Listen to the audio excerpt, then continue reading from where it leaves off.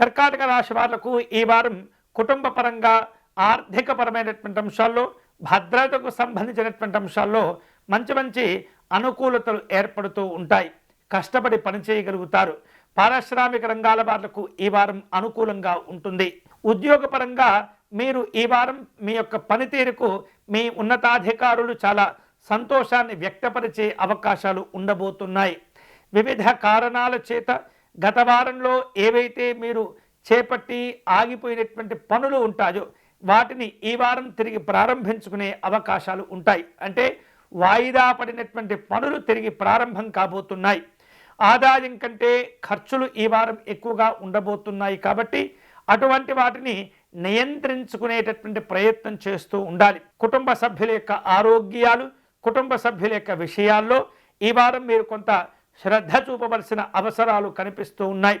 మీ యొక్క తోడ్పాటు, మీ యొక్క సహకారం వారికి ఎంతో ఎంతో ఉపయోగపడే అవకాశాలు ఉన్నాయి. భావోద్వేగంతో స్పందించేయటం కంటే పరిస్థితులను అర్థం చేసుకుని మీరు వ్యవహరించండి. తద్వారా వచ్చేటటువంటి మనస్పర్ధలు, అపార్థాలను మీరు దూరం చేయగలుగుతారు. అలాగే ఈ వారం కొన్ని నూతనమైనటువంటి విషయాల్లో ఆచితూచి వ్యవహరిస్తూ ఉండాలి.